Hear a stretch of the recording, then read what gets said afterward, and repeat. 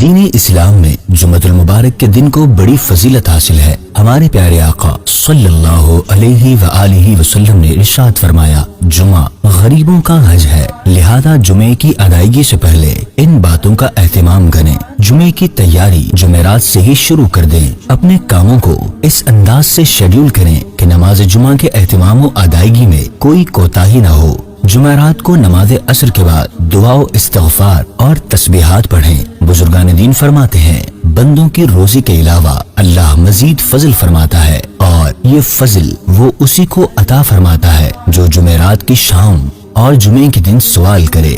جمعرات کی رات یعنی شب جمعہ کو جمعہ کے دن کا روزہ رکھنے کی نیت کریں کہ اس کی بہت فضیلت ہے، لیکن صرف جمعہ کا نہ رکھیں بلکہ اس کے ساتھ جمعرات یا ہفتے کا روزہ بھی ملا لیں، کیونکہ صرف جمعہ کا روزہ رکھنا مکروہ ہے۔ کوشش کریں کہ شب جمعہ کا کچھ نہ کچھ حصہ عبادت میں گزرے، کیونکہ یہ بہت فضیلت والی رات ہے۔ اس میں دعائیں قبول ہوتی ہیں۔ ناخن تراشیے۔ روایات میں آتا ہے کہ جو شخص جمعہ کے دن ناخن کاٹتا ہے، اللہ تعالیٰ اس سے بیماری نکال کر شفا داخل کر دیتا ہے۔ غسل کیجیے۔ حضرت نافع رحمت اللہ تعالی علیہ سے روایت ہے کہ جو جمعہ کے لیے آئے اسے چاہیے کہ غسل کرے، خوشبو لگائیے اور اچھے کپڑے پہنیے۔ نبی کریم صلی اللہ علیہ وسلم نے فرمایا، جس نے جمعہ کے دن غسل کیا اور اچھے کپڑے پہنے، پھر اگر اس کے پاس خوشبو تھی تو اسے لگایا، پھر جمعہ کے لیے سکون و وقار کے ساتھ چلا اور کسی کی گردن نہ پھلانگی اور نہ کسی کو تکلیف پہنچائی، پھر نماز ادا کی اور امام کے لوٹنے تک انتظار کیا،